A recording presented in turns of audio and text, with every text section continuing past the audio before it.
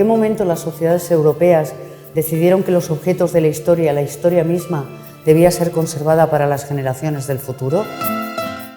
El museo en sí mismo es una creación puramente occidental. No todos los pueblos han necesitado recuperar o mantener la memoria de esta forma.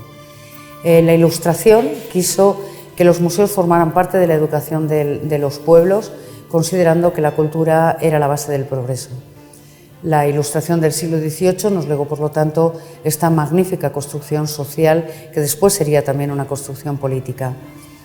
En España, el proceso de creación de los museos, de casi todos los museos provinciales, nace de las leyes de desamortización, en las que se pretendió que los objetos en manos de la Iglesia Católica, que no fueran los estrictamente destinados al uso litúrgico,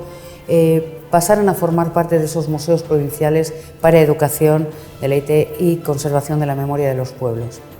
Sin embargo, en Soria, pese a que sí se produjo la desamortización, no se creó ese museo por muchas circunstancias. Estamos a finales del siglo XIX, cuando España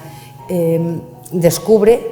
en el desastre de 1898, la pérdida de las colonias, que ya no es el imperio que fue. Ello hace que surja una corriente de revisión de la historia de España,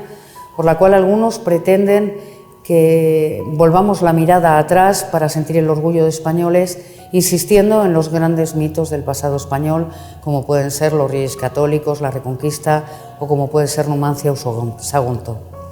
Numancia se comienza a excavar de 1902, de una manera continuada, se seguirá haciendo hasta 1927, y en ese momento de fervor numantino, de un numantinismo soriano y un fervor patriótico nacional, Ramón Benito Aceña, un mecenas absolutamente extraordinario en la historia de la cultura española, costea un edificio en Numancia de homenaje a la ciudad de Numancia. Los objetos que están apareciendo se guardan y custodian primero en una caseta en Numancia, después en una casa del alcalde de Garray y posteriormente en unos salones de la Diputación. Ramón Benito Aceña, a quien vemos aquí en un magnífico cuadro del pintor soriano Massimino Peña, era un rico hacendado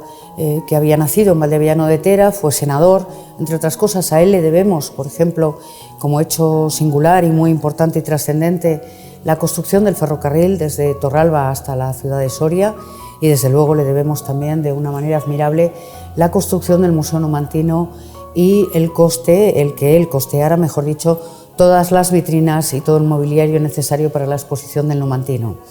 Él costea este edificio y el arquitecto designado es Manuel Aníbal Álvarez, que ya tenía contactos con la Comisión Ejecutiva de Excavaciones de Numancia.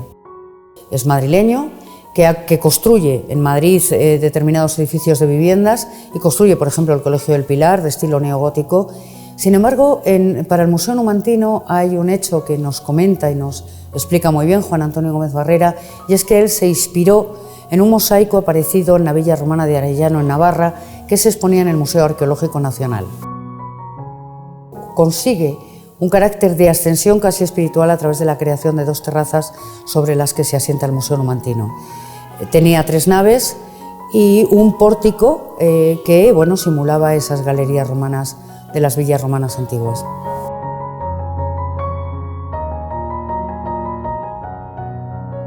Pese a que el Museo Numantino había acabado su construcción en 1916, la Primera Guerra Mundial, la gripe española y circunstancias políticas hicieron que no se inaugurara hasta 1919, hasta el 18 de septiembre, con la presencia de Alfonso XIII, que había sido tan esperada. Ese día Alfonso XIII inaugura el Museo Numantino, ingresa en el museo a las 11 de la mañana y la verdad es que culmina así un proceso que es de creación social del museo, pero que también tuvo, por qué no decirlo, todo el peso y la trascendencia política que el momento requería para trasladar a la población española que era un país que necesitaba sentirse orgulloso de sí mismo. En la historia del Museo Numantino fue determinante la figura de su primer director, Blas Taracena Aguirre, que fue quien constituyó la institución museo y quien además le dio una difusión y una proyección nacional e internacional extraordinaria. Él ingresa por oposición en el cuerpo facultativo de archiveros, bibliotecarios y arqueólogos en 1915, con lo cual él asume inmediatamente, incluso antes de la inauguración, el montaje y el diseño de la propia exposición del Numantino. Su trabajo como arqueólogo hizo que no solamente Numancia tuviera la importancia que requería y que demandaba, sino también desplegó o consiguió a través de sus excavaciones arqueológicas que la cultura celtibérica de la Edad del Hierro en Soria, incluso en Navarra, donde también excavó, y La Rioja, fuera también altamente conocida. Ello deparó al museo una serie de objetos que hicieron necesaria la creación de otro museo que fuera complementario al numantino. Además, excavó en yacimientos hebreos y visigodos, con lo cual la arqueología y la relación, el relato histórico soriano empezaba a tener una continuidad de la que carecía hasta ese momento. Los objetos celtibéricos y los datos que Taracena obtuvo en su investigación de yacimientos celtibéricos de la provincia de Soria le hicieron concebir pronto la necesidad de crear un museo celtibérico complementario del numantino que albergara esas colecciones. Surgió entonces, o más tarde, el Museo Provincial, que debería haberse creado en este siglo XIX, que no se creó, pero que con el tiempo se convertiría en el Museo Provincial, suma del Museo Numantino Celtibérico y de todas las colecciones de otros periodos. Hoy en día, el Museo Numantino original conserva el nombre precisamente como homenaje a ese origen y a la cultura de Numancia, pero es el Museo Provincial. La dirección de Blas Taracena del Museo Numantino concluyó tristemente con un proceso de depuración doloroso y largo, que fue tremendamente injusto, como demuestra el hecho de que posteriormente fuera nombrado con honores, podemos decir, director del Museo Arqueológico Nacional. Pese a su temprana muerte, podemos decir que es una figura clave en la definición de la arqueología profesional, que se define a principios del siglo XX y desde luego de la museografía. Tras la Guerra Civil, el Museo Numantino vivió un periodo muy duro, como toda la cultura o las instituciones culturales del país, no solo por las circunstancias económicas y sociales del inicio, sino también porque la atención a la cultura tuvo otros visos o tuvo otras manifestaciones o otras preferencias. De hecho, Ricardo de Apraiz, que no es arqueólogo, a diferencia de Blas Taracena, es un personaje que conmueve por las dificultades por las que tuvo que atravesar como responsable del museo, y a quien debemos, por ejemplo, que sin ser arqueólogo sí podemos considerar un museólogo eficaz. Fue pionero en considerar la educación y la didáctica de las salas de exposición, en pretender retirar piezas para que la exposición fuera más didáctica y pudiera llegar a mayor población, o incluir, por ejemplo, planos y dioramas de los que el museo carecía. Como señal de los tiempos, en estos periodos de la Guerra Civil y de la posguerra, hubo mujeres trabajando en el Museo Numantino de Soria, mujeres como Asunción Martínez Vara o como Francisca Ruiz Pedro Viejo, que fueron mujeres que estudiaron antes de la Guerra Civil y que después no solamente aprobaron una oposición, sino que trabajaron pese a las restricciones del momento. Fueron verdaderas pioneras y es un orgullo que algunas de ellas trabajaran en este museo. En los tiempos tras la muerte de Franco y los preliminares antes de la muerte de Franco y el final de la dictadura continuaron siendo duros para el Museo Numantino, pese a los denodados intentos de Juan Zozaya Stabel Hansen, que fue director por muy breve tiempo en el Museo de Soria. Fue el verdadero impulsor del estudio de la arqueología medieval en la provincia de Soria, con estudios tan trascendentes como los estudios continuados que realizara sobre la ermita de San Baudelio o las excavaciones arqueológicas y la investigación posterior del castillo de Gormaz.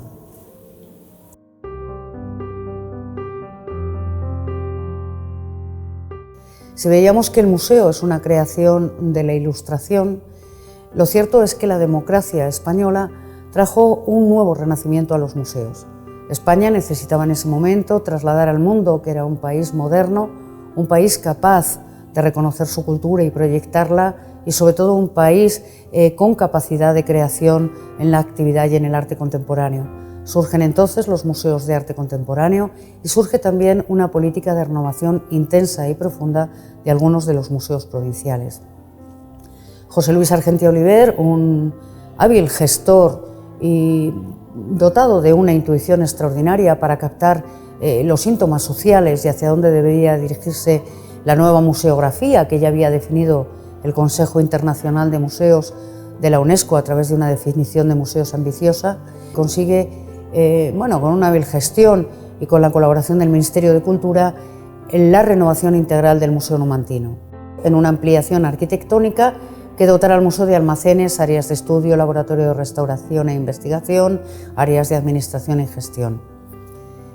A la vez, desarrolló también una importante actividad arqueológica en Tiermes, como es sabido, y dotó al yacimiento de un museo y de un centro de fondos que servía de un lado a la investigación fundamentalmente y de otro lado también con la perspectiva de forzar un cierto desarrollo local.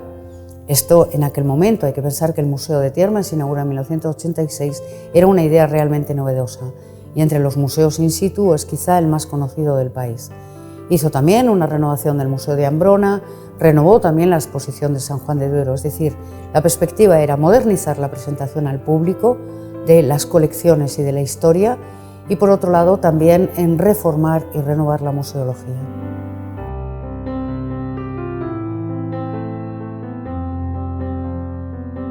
El Museo Numantino continúa desde el decreto de transferencias tal y como se estableció en él, gestionando el Museo Numantino, el Museo de Tiermes, que es filial, la sección medieval que está instalada en San Juan de Duero, el Museo Yacimiento de Ambrona, el Yacimiento de Numancia y la Ermita de San Baudelio.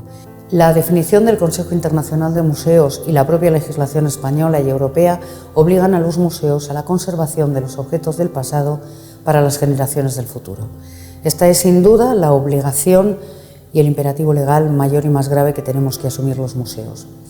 Por otro lado, esta conservación se hace a través de la restauración o de la conservación preventiva, pero también la investigación es importante para poder tratar los fondos. Por otro lado, también tenemos la obligación de traducir a la sociedad la memoria que está depositada en el museo sobre su cultura y su historia, traducida a todo tipo de públicos, usuarios y visitantes.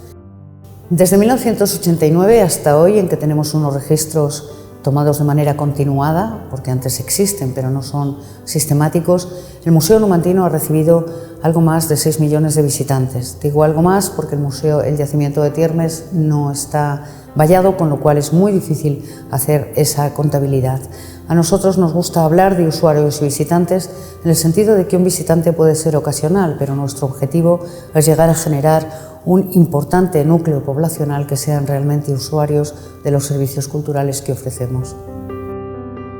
Si el museo fue una creación de la filosofía de la Ilustración, hoy nos enfrentamos a un reto mayor y es un cambio de civilización. El cambio de civilización que nos está imponiendo Internet y la web, en el sentido de cómo circula la información, de cuál es el valor de la mediación cultural, cuál es el valor de la verdad y la objetividad de la historia. Por otro lado, nos tenemos que dirigir a una multiplicidad de grupos minúsculos a los que es más difícil llegar, a los que es más difícil alcanzar y cuyos objetivos e intereses todavía no están del todo bien definidos. Es un cambio de paradigma cultural al que el museo sin ninguna duda hará frente y se adaptará como es su obligación. A fin de cuentas, no podemos olvidar que, como dijera Jorge Luis Borges, somos nuestra memoria, somos ese quimérico museo de formas inconstantes, ese montón de espejos rotos.